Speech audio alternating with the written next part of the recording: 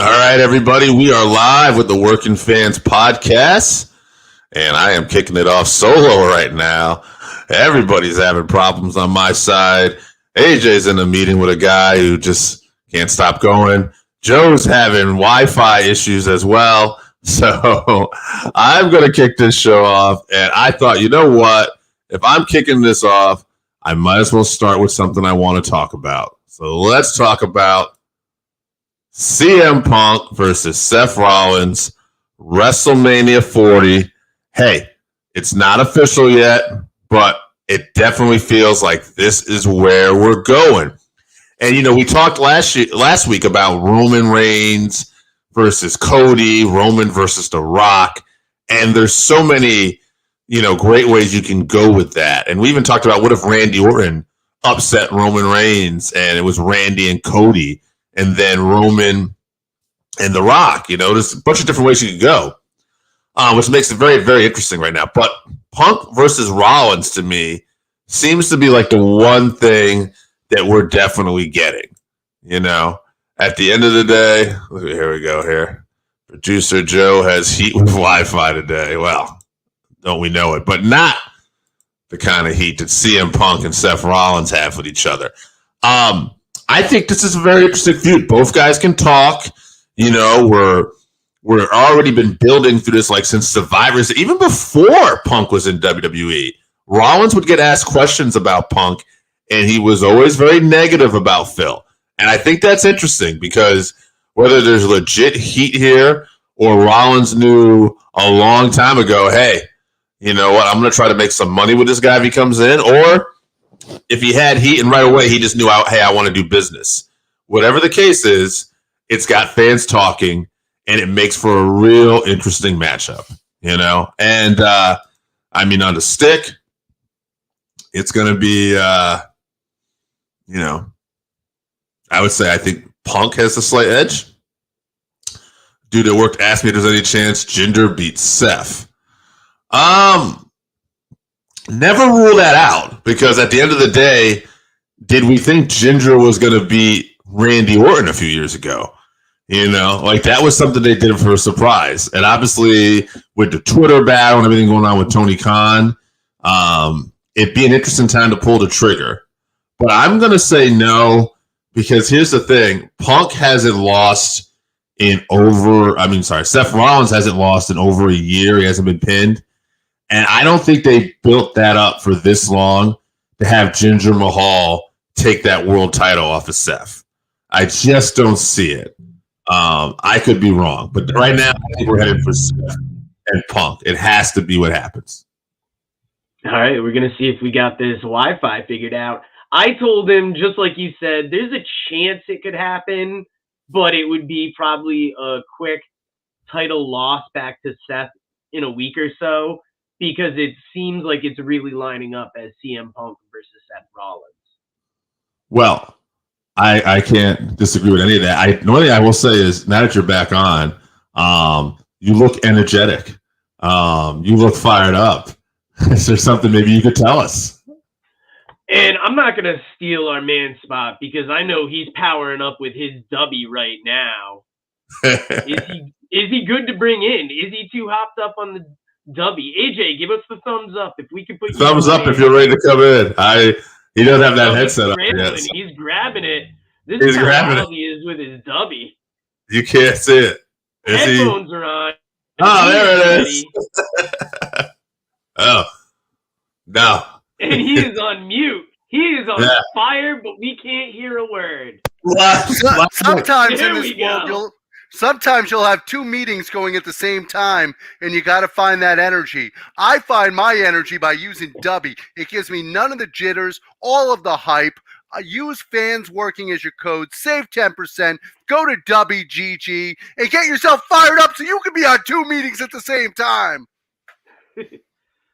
You know, that is the dream in life, and he is going back to that meeting.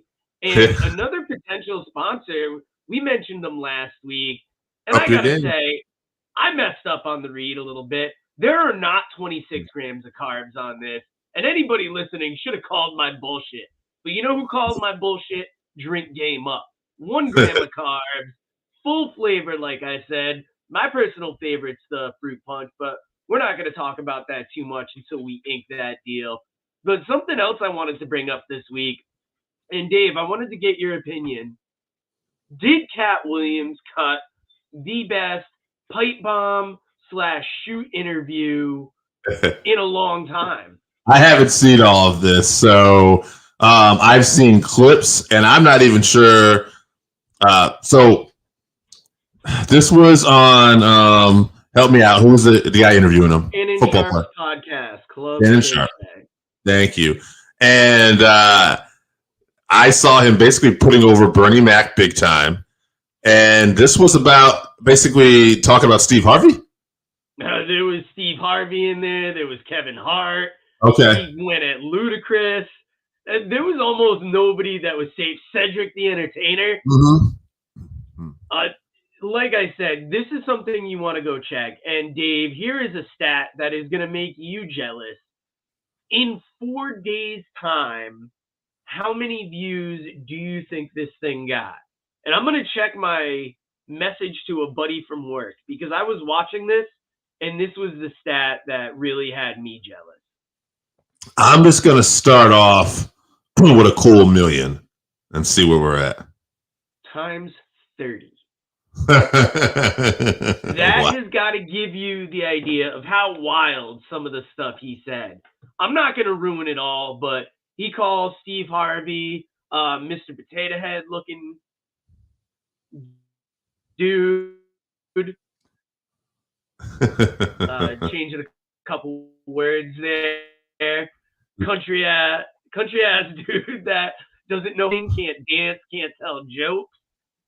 And that's just the start of it. It's 2.5 hours where he goes hard for most of that time. And I noticed a certain Jerry Jarrett thing in there, a principle of wrestling promos, where you give them enough that they know is true so that when you start working it, it doesn't come off as that. And some of the wilder things were Cat Williams saying he read like 12 million books between 12 and 20 something. There were some wild claims, but then there were also some hot shots taken. And I just wanted to get your thought on just why this got so popular. Is it because of some of those wrestling principles, or is it just because he is such a big name? I mean, it's probably a little bit of both, right? He's a big name, but Cat is not like a name that is, I don't want to say super... Not, you know, he's famous, right? But he's not like the biggest, like, you know, like he had nothing going on, I would say, recently, and I'm not knocking him. Like nothing that was like, you know, a big special or anything out recently that I'm aware of. But when you have, what's that? He did have a special on Netflix, I want to say within the last year. He stays touring, but like you said, he's not in that public eye like Matt Rife would probably be the biggest comedian now. Right. And I think but when you're on a platform like that and you start saying these outlandish things, like we've seen it in wrestling too, even to a lesser degree, like I won't name some podcasts, but we've seen people that aren't necessarily famous and we look at their numbers and they get decent numbers. And part of it is they just rant, you know, they go off and rant. Well, now you have a popular celebrity who's ranting, but also some stuff that's believable, because he's close enough to the situation and he's saying things that some people are thinking. So, yeah, some of those wrestling principles definitely help. We just had a conversation just today, like about Donald Trump, where somebody was talking to me about, like you know, the whole pro wrestling thing, which I've brought up plenty of times. I'm like, yeah, it's a character. I get totally the territory system when I listen to that guy, you know? The one difference I will say with Cat Williams is it was less of a rant and more of like a focused, you would have to watch it because he says some wild things, but he stays composed for a lot of it. And when he's saying these things, it's almost like the CM Punk thing where he's like, tell me when I'm telling a lie.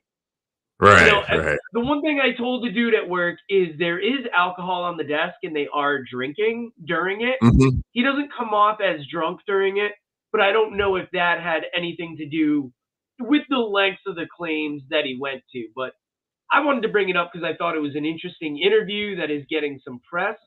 and I think it's worth anybody checking out. Joe, the next thing you wanted to talk about. Yep. Actually, go ahead. I know what I want to talk about since AJ's not back yet, and I was just gonna say, are you hard to kill? Oh wow! I was gonna click on this because I thought this is where you were gonna go. No, we'll save TNA is that. returning. TNA is returning this Saturday. Big card. There's 10 matches on this card, 3 pre-show matches. Wow. We'll probably do a more focused preview of this going into a potential live watch along. We're still in the talks. But what matches do you want to hear about? What's already on your radar for this card? Josh Alexander versus Alexander Hammerstone. That's going to be a wild match. Hammerstone's debut in TNA. It's good to see him finally getting outside of the MLW, sphere. Who do you see winning this one? And if Hammerstone is not signed, I go with Josh Alexander all day. He's one of your top guys. If anything, you make Hammerstone look good, and you show why TNA is a place where you can apply your craft, but you go with your homegrown guy here.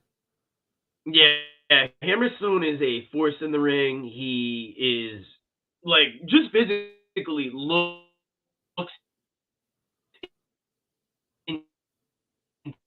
intimidating, but yeah, I don't see anybody going to make one of those mainstays of the Impact TNA regime. I said I was looking at this card here too. Another match that's interesting is Sabin versus Io del Vikingo and Kushida. This is a Ultimate X match too, or no. This is a 3-way match. X Division Championship match. Right, 3-way X Division Championship. But yeah, I like El Vikingo has been getting a lot of FaceTime on AEW Rampage, Collision, Ring of Honor. So here's a guy to me, the profile, his profile stock has risen up with American fans. So I think that's very interesting. And obviously, Kushida and Sabin, all these guys can go. So I think that's an interesting matchup. Yeah, Vikingo is still the AAA Mega Champion. I don't know who you see winning this. I got to go with Kushida. I mean, Chris Sabin is that homegrown guy. Vikingo has been appearing in various promotions. I think Kushida, I don't know if he's signed to TNA, and I don't watch a ton of TNA, but I believe that's where he does most of his time. So I see him taking home the win. Yeah. What about this 4-way tag match too? You got ABC, Chris Bay, and Ace Austin, the tag champs, against Wentz and Miguel. And then you have Mike Bailey and Trent Seven are going to be a tag team here too, plus the grizzled young veterans. There's a lot of European flavor in that match.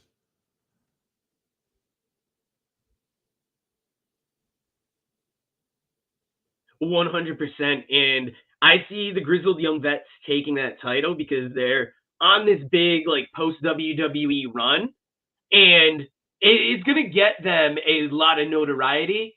And I just see him upsetting. If it's not grizzled young vets, I see the Rascals. But to me, you got to give it to the vets.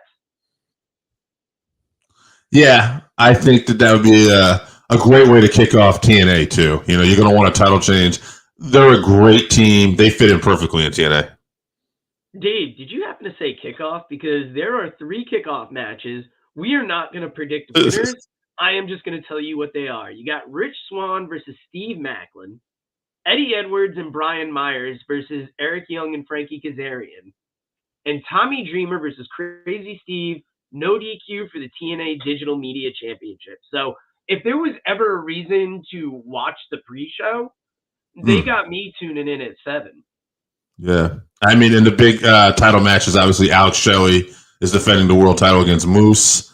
So, it's a stacked card. And there's matches we haven't even talked about. So, I mean, no doubt it's definitely... Go ahead. If you want to know who we pick in that main event, you might just have to watch that special episode.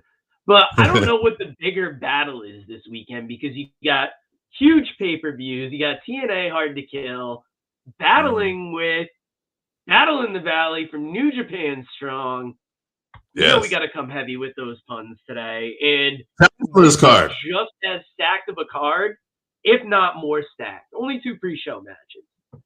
Tell me some of the matches. I haven't got a chance to look at this, so.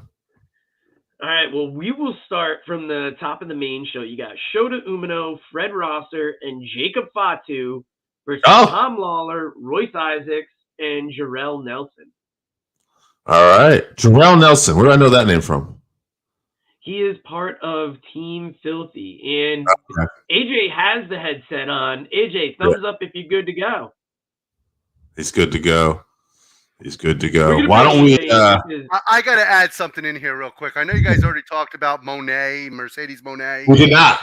Oh, you didn't yet? We okay. I forgot for a second. I saved that. I saw the. Yeah, I see. I saw. I know what you did. There, so I was chopping at the fucking bit. I saw the. I'm like, oh no! I thought you had something to say about Cat Williams. Cat Williams has got enough to say about Cat Williams. He's touring with Kevin Hart's ex-wife. He can worry about himself. All right. Well, we will get back into Battle in the Valley. So I gave you that first show on the card on the show. Another big one, TJP versus David Finlay. I don't know if you guys watched Wrestle Kingdom and saw that character that TJP came out as. Yeah. That was great. That was like a new school, almost Muda gimmick. Mm-hmm. Speaking of Muda, Pro Wrestling Noah, they have a gimmick where Muda's supposed daughter debuted. But that's other Japanese wrestling. Is Matt Riddle on this card?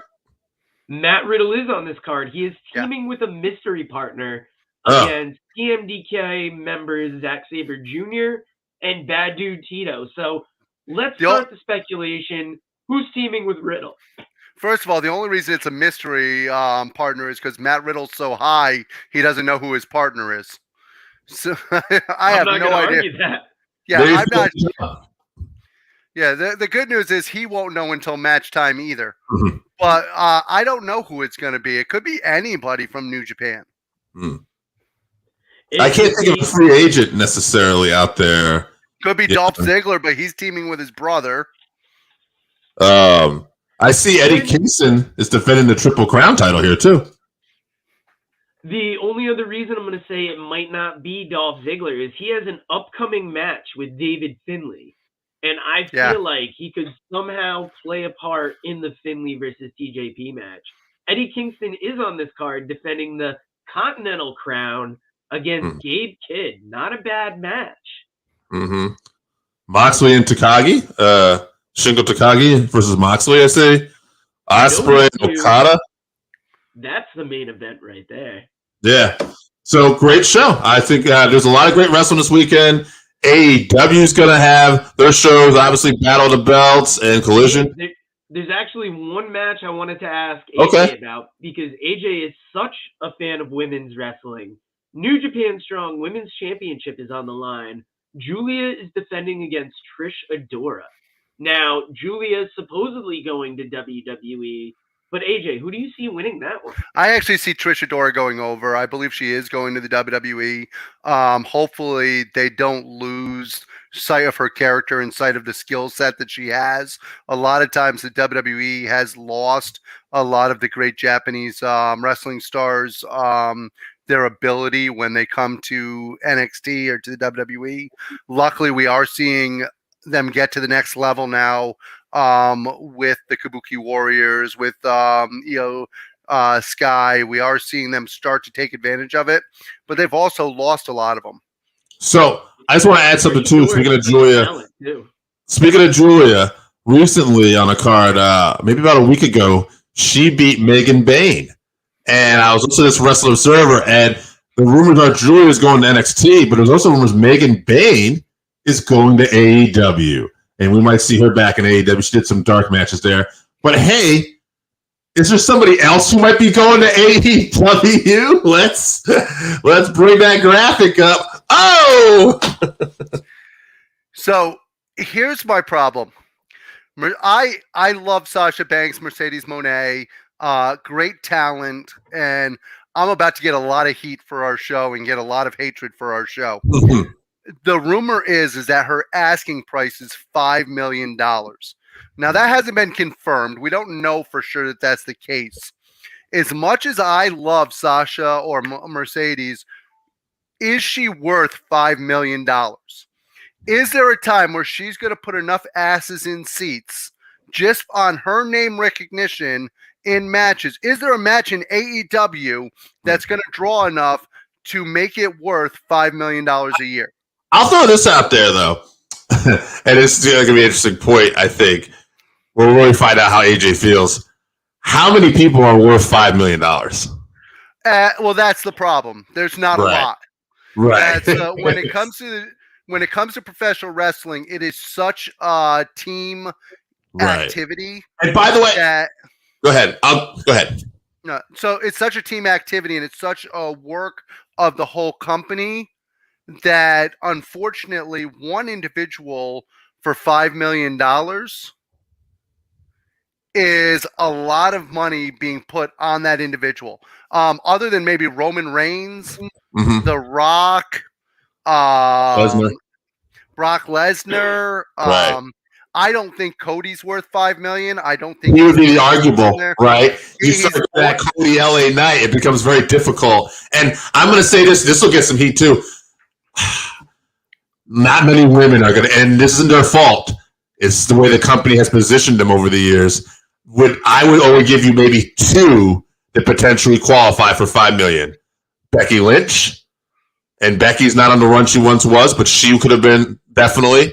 And I would say at one point, until they ruin the specialness of her, Ronda Rousey would have been in that $5 million bracket as well. That's exactly. That's a lot of people. It's just part of it's on the company, part of it's on the talent, but there's not many people the company and the talent can position. And in AEW, again, this is going to sound hateful too, but I don't mean to be like, I love AEW. There's probably nobody worth $5 million for them other than a Brock Lesnar or somebody that, you know. Yeah, even the biggest stars right now in AEW, let's say it's Moxley, let's say you got Jericho. Yeah, Danielson, maybe. The biggest stars that you got, Danielson, sure.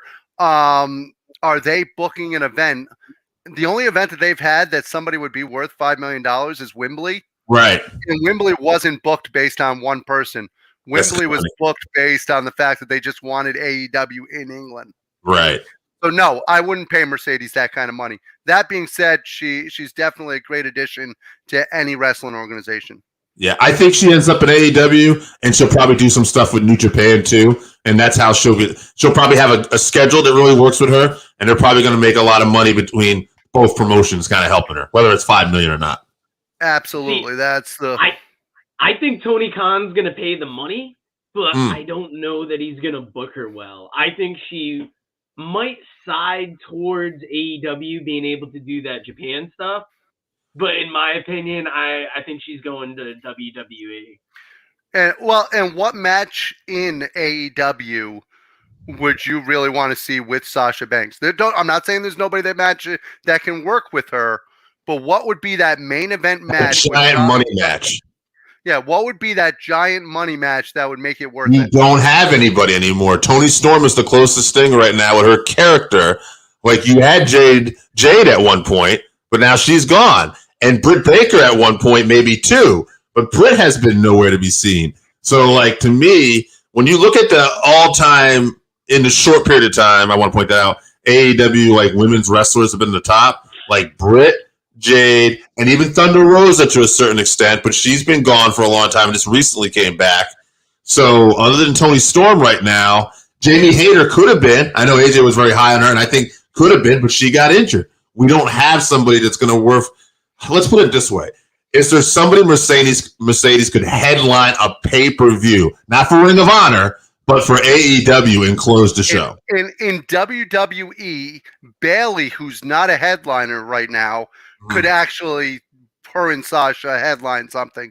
You've got Bianca Belair. You've got Io Shirai. You've got Asuka at any given moment. You've got so many talented women in the WWE right now that could be worth the headline with Sasha Banks. However, versus Mercedes Mone, who knows?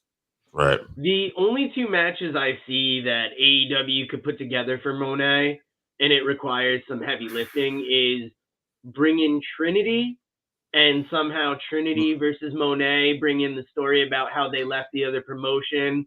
They're out on their own. It's not going to bring in huge money because Trinity's been in TNA. The only other one is if AEW got Julia and you had Julia versus Sasha. But like you're talking about buzz too, though. Going towards NXT. Yeah, there's potential buzz out there. But yeah, as far as a huge match. But you know what? We're talking about coming and goings. All right. What about a guy that's already in WWE that we'd like to maybe see in the ring? Talk about Nick Aldis. This is a guy, guys, to me, that he's been the man in TNA. He's been the man in the NWA. He's been in matches with guys like Sting, Cody Rhodes, Kurt Angle. All right, Nick Aldis has shown he can be the man, but he's never gotten that national exposure, whether it's WWE or AEW, until now. And I think that's a good thing. I feel like he's one of wrestling's best kept secrets in some way. You know, if you're not like a hardcore fan about this, you might not know about Nick Aldis and all these great things. And I just think he shines in these segments with Roman and Paul. You know, when he's talking to Roman, he's holding his own. I'm the sharp end of the stick, you know? And even Paul, where Paul's like, get your hands off me, who are you talking to? He's like, you can tell he won a fatal four-way when he's done. You know, it's like, okay, they're making him look strong. Do we see Nick Aldis in the ring at some point? Well, he's also a legit-sized man. When he stands face-to-face with Roman Reigns, you're not going, oh, shit, Roman Reigns can dominate this guy. Right. Nick Aldis is a big man. And you're looking at him now, yeah. You're going, this guy's kind of big. If you don't know who he is, you're like, God, this guy looks kind of big next to Roman, right? And think about it. This is with him in a nice suit every week. Right. We forget how big Nick Aldis is underneath that suit also. Yeah, for sure. He's not a little fella. That's I love Nick Aldis. I've always been a Nick Aldis fan all the way back to TNA, all the way through NWA. He's one of the best NWA champions of all time. I know we don't always count the lineage, but quite frankly, he's up there with his some of the great workers of all time. And I hope he does get a match or at least get something in the WWE because, quite frankly, we deserve it as fans. It's funny you bring up lineage. What is the chance that we have an former NWA heavyweight champion versus another former NWA heavyweight champion in a WWE ring? Do we see Adam Pearce versus Nick Aldis possibly? I mean, that's something they could do, but I don't want Aldis selling for Pearce. I like Adam Pearce. I remember when he worked as Scrap Daddy. He is not the worker that Nick Aldis is. He was the NWA champion for very low-level NWA under Dennis Caruso and those guys. And as much respect as I have for him, he is a different level than Nick Aldis. I'd better see Aldis versus another former NWA champion, Cody Rhodes, in a third match, you know? So I was going to say, quite frankly, we've seen Cody and Nick tear it up. Yeah, they would be great. You know? Obviously, the Reds. You know, okay. So we've pretty much hit all our segments today. So just kind of a little sidebar here. One thing WWE has really done well is, besides the fact, you know, we're looking at main eventers like Cody, Seth, you got Punk back now, is there are guys on the cusp here that, like, we could have some great matches we're not even thinking about right now. I was thinking about this week. LA Knight versus CM Punk. Gunther versus Roman Reigns. Like, nobody's talking about these, but, like, you know, I mean, you properly build. We have a lot of potential main events in the next year we could just plug in. Gunther versus anyone. Gunther, other than Roman Reigns, quite frankly, and Randy Orton, Gunther, to me, is the most viable world champion on SmackDown. Right. He's legit. You could put that. He's on Raw now. But. Oh, Raw. Sorry. You mentioned him versus Roman Reigns. That's what threw me off. Yeah, I'm just thinking of potential matchups that we could. Yeah, because Logan Paul now is the U.S. champion. Well, that's like we talked about this WrestleMania 40 card happening. It's like L.A. Knight versus Logan Paul could be a match. Yeah. Logan Paul beyond the wrestling thing is someone. So when Gunther versus Brock Lesnar, like when Jinder Mahal gets done getting beat next week by Seth Rollins, yeah, I saw you saying that Jinder could possibly win something. When Jinder gets beat next week, I have a sneaking suspicion that there's a good chance Gunther's actually the next challenger for Seth Rollins. That's an interesting match. Hey, what other thing too? I got one more question for you. Another question that got brought up at work this week, and I didn't know how to answer. Who's taking that IC title off of Gunther? Yeah. Or will it be like a Ultimate Warrior scenario where he goes up against Seth Rollins at the Royal Rumble? He wins the World Championship at the Royal Rumble. He ends up dropping the Intercontinental Championship and then ends up facing CM Punk versus Gunther maybe at WrestleMania. Yeah, it's funny because we're not really building that, but like all that's believable because Gunther's just so believable. The guy I thought at one point, but we've really gone away from that, was Chad Gable. I thought maybe after this he was quietly building fans. They had great matches together, and I thought it would have been. He cut the kind of promos where it was like, I'd like to see them put it on Chad. Now that being said, I was thinking more different than what AJ was about, like an Ultimate Warrior type thing. I was thinking like more when Warrior won the Intercontinental title as a surprise from Honky Tonk. No one knows. Maybe there's that guy out there. You look at there's a guy at NXT right now that just won the North American Championship. Oba Femi, I think his last name is. But big powerhouse guy, hitting big power bombs, stuff like that. You know, there's got Braun Breaker. I think it's going to be somebody on NXT that they think is ready for the next level. Might surprise us and go after Gunther. You know what I would love to see is by somehow in a fluke, R-Truth, Ron Killings actually take that Intercontinental title. I don't care what anybody says. R-Truth is legit. He is fantastic, and he's absolutely amazing to watch. That video he did with the Judgment Day was so good. Just the little things, like when he says, I always wanted to be in Judgment Day, and now it's happening. He just makes this little sound of, and it's like, what? Where did that even come from? I saw on Instagram, and this is how well they're doing with this. I saw on Instagram they're at an airport lounge, and the three members of the Judgment Day, Rhea Ripley, Damian Priest, and Finn Balor are eating at a table, and behind them is R-Truth like three tables away, eating behind them. Absolutely phenomenal. Yeah. Yeah, the Judgment Day in your house, like all that stuff, the little subtle things. Great job, and a great way to get somebody over who's not necessarily in the main event. But something that I would love to see, and I don't think you'll see it. How great would it be to see somehow R-Truth and Dominic Mysterio end up as the tag champs together because some kind of mistake with JD McDonough where they end up with the belts. Or as someone else would say, Tom and Nick Mysterio. Yes, Tom and Nick. Now, Dave, I like how you pronounce that dude from NXT's name. I'm not even going to attempt it, but I also like how you brought up Braun Breaker. So I'm going to say either Braun Breaker or possibly Trick Williams might be taking that. Oh, that'd be a good one, too. Trick Williams would be a great one. I don't see Braun Breaker only because of how great they're doing as a tag team right now. I love the chemistry between the two of them, and I'd love to see where they're going to go with this after the Dusty Cup.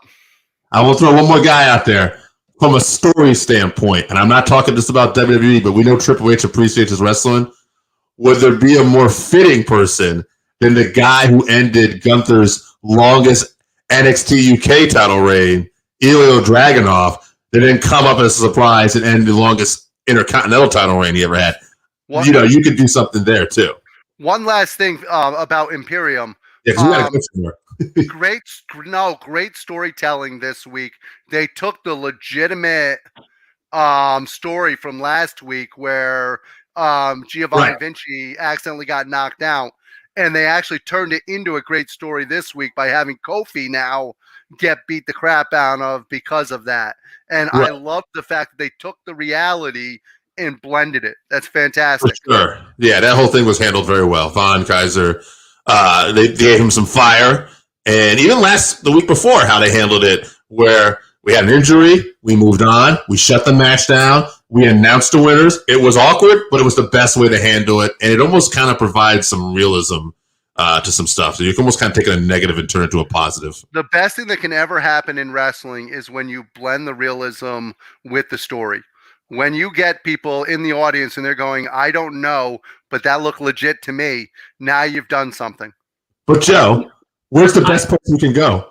I was going to say that we are firing on all cylinders because we get hydrated with a little help from our friends.